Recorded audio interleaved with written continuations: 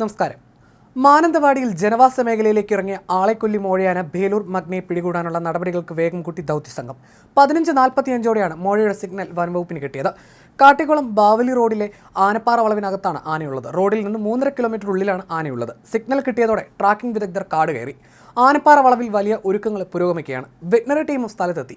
പടമലക്കുന്നുകളിൽ നിന്ന് പുലർച്ചെയോടെ ബാവലി റോഡ് മുറിച്ചു കടന്ന ആന മണ്ണുണ്ടിക്കാടുകളിൽ എത്തിയിരുന്നു. പ്രദേശത്ത് വനംവകുപ്പ് നിരീക്ഷണം തുടങ്ങിയതിന് പിന്നാലെ സിഗ്നൽ കൂടി ലഭിച്ചു. Wild life CCF Muhammad Shabab, northern CCF, 5 DFOമാർ, വെറ്റിനറി ഡോക്ടർമാർ എന്നിവരുടെ മേൽനോട്ടത്തിലാണ് മോഴപിടുത്തത്തിനുള്ള ഒരുക്കം പുരോഗമിക്കുന്നത്. അതേസമയം വയനാട്ടിൽ കാട്ടാന ആക്രമണം തടയാൻ സ്പെഷ്യൽ സെൽ രൂപീകരിക്കുമെന്നും വനമന്ത്രി AK ശശീന്ദ്രൻ പറഞ്ഞു. കൂടുതൽ വനംവകുപ്പ് ഉദ്യോഗസ്ഥരെ നിയമിക്കും. കാട്ടാന ശല്യം നേരിടാൻ സംസ്ഥാനതല കോർഡിനേഷൻ കമ്മിറ്റി രൂപീകരിക്കുമെന്നും മന്ത്രി പറഞ്ഞു. ഈ മാസം 15-നകം യോഗം ചേർന്ന് പരസ്പര ധാരണയോടെ മുന്നോട്ട് പോകും. സംസ്ഥാനങ്ങൾ തമ്മിൽ പ്രശ്നങ്ങൾ പരസ്പരം യഥാസമയം വിലയിരുത്താനാവും. വയനാട്ടിലെ സാഹചര്യം പരിശോധിക്കാൻ 3 വനം ഡിവിഷനുകൾ ഉൾപ്പെടുത്തി സ്പെഷ്യൽ സെല്ല് വരും. ജില്ലയിൽ 2 RRTകൾ കൂടി രൂപീകരിക്കും. ജനങ്ങളുടേത് സ്വാഭാവിക പ്രതിഷേധമാണ്. വിഷയത്തിൽ മുഖ്യമന്ത്രിയുടെ ഓഫീസ് ഇടപെട്ടിട്ടുണ്ട്. ജനവാസ മേഖലയിൽ തുടർന്നാൽ മാത്രം മോഴയാനെ മയക്കുവെടി വെക്കും. ആന നിലവിൽ കേരള-കർണാടക അതിർത്തിയിലാണുള്ളത്. ആന കർണാടക വനമേഖലയിൽ പ്രവേശിച്ചാൽ വെടിവെക്കാനാകില്ല. കർണാടകയുടെ ചിപ്പിൽ നിന്നും സിഗ്നൽ ലഭ്യമാക്കാവുന്ന ആന്റിന കേരളത്തിന്റെ കയ്യിലില്ലെന്നും മന്ത്രി തൃശൂരിൽ മാധ്യമങ്ങളോട് പറഞ്ഞു. അതേസമയം കാട്ടാന ആക്രമണത്തിന് വഴിവെച്ചത് കർണാടക വനംവകുപ്പിന്റെ വീഴ്ചയാണ്. ആനയുടെ സഞ്ചാരം സംബന്ധിച്ച വിവര കൈമാറ്റത്തിൽ കർണാടക വനംവകുപ്പിന് വീഴ്ച സംഭവിച്ചു.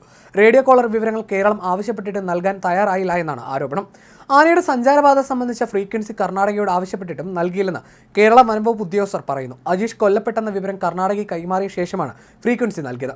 കോയമ്പത്തൂരിൽ നിന്ന് റിസീവർ എത്തിച്ചാണ് ആനയെ നിരീക്ഷിക്കാൻ സൗകര്യമൊരുക്കിയത്.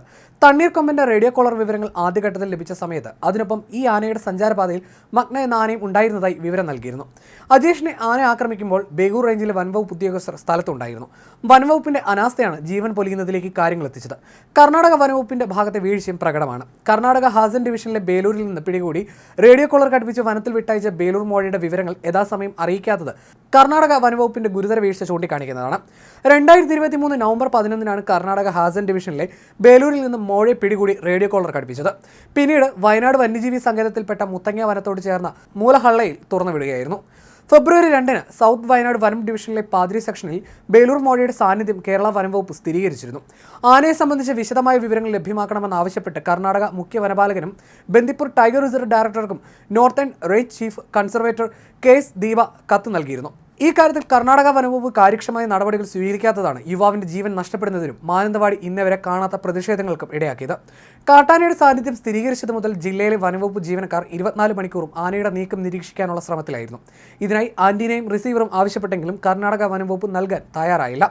പാസ്വേഡ് മാത്രമാണ് നൽകിയത്. ഇത് ബേലൂർ മോഴയുടെ നീക്കം നിരീക്ഷിക്കുന്നതിന് തടസ്സമായി. ശനിയാഴ്ച പുലർച്ചെയോടെയാണ് ജില്ലയിലെ വനംവകുപ്പ് ഉദ്യോഗസ്ഥർ സ്വകാര്യ ഏജൻസിയിൽ നിന്ന് ആന്റിനയും റിസീവറും എത്തിച്ചത്. എന്നാൽ ദൗർഭാഗ്യകരമായി യുവാവിനെ ആക്രമിച്ച് കൊലപ്പെടുത്തുകയായിരുന്നു.